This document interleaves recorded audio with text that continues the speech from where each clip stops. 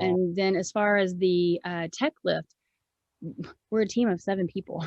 There's no way we were going to be able to go out and get every retailer connected. And so I think our team has done a really good job of identifying what we call accelerators. And they're various companies and various pieces of the business. They're not all the same, but they're companies that already touch the retailer point of sale in some way, typically that have some sort of POS logic in the cloud. And so we have worked with them to say, we need you guys to be the bridge between us and the retailer. And so for them to be able to take that tech lift and then open it up to the retailer, that obviously, solves for that objection. But Mary, I would love for you to jump on with maybe some hesitancies you might have experienced, not necessarily directly from Target, but just that you've heard in the retail space, and your opinion of whether or not you think that we're effectively addressing those. So anytime you ask a retailer to open up their POS system, that's a huge, huge, huge ask. But the good news is, I think many retailers are in the midst of modernizing their POS system. So it could be like super great timing in order to get those changes made. Hesitancy of making the call out to another vendor and bringing information in, that's a challenge.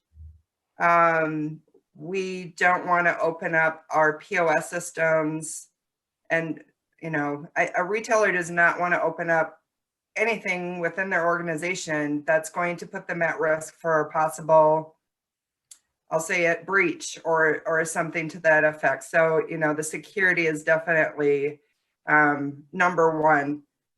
And just that time to take the effort and do this. And then my question, or the question I get asked almost every time I mention this to my management, is when is Mike going to put those offers out in the marketplace, right? So that same question. I'm not going to build, we're not going to put a lot of effort into our POS system unless we know for a fact that it's coming. Yes. And so you can build it and they will come, but you have to have a vehicle to get to that location. So, if P&G is as large, and if they're going to move the needle, then we want to be able to move that needle as well. So a lot is chicken and egg. One other quick thing that I would just say, and this is a passion for us, and I know it is probably for everybody in this industry, is we need to make sure we're taking care of our retailers, because at the end of the day, they're the last mile of this entire journey.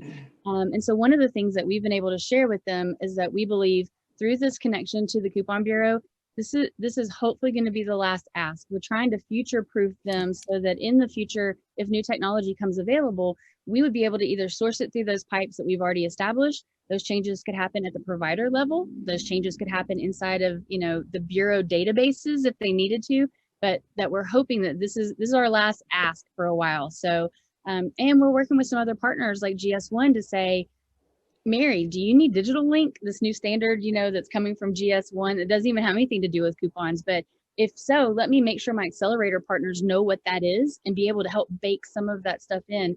If you're going to open the hood for me, let me try and make it the best value for you that you can. So I'm going to add another thing to that. So thank you for mentioning. Sorry, Jonathan, you've lost all control to the women on this conversation.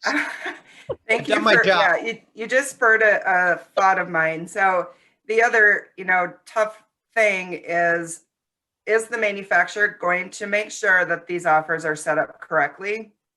Because the consumer comes into a retail location and a coupon doesn't work, that it's usually the retailer that gets kind of the brunt of any media attention or whatever. And so we don't want media attention. It's the manufacturer's responsibility to ensure that those offers are set up correctly and to ensure that their side of the security is set up correctly.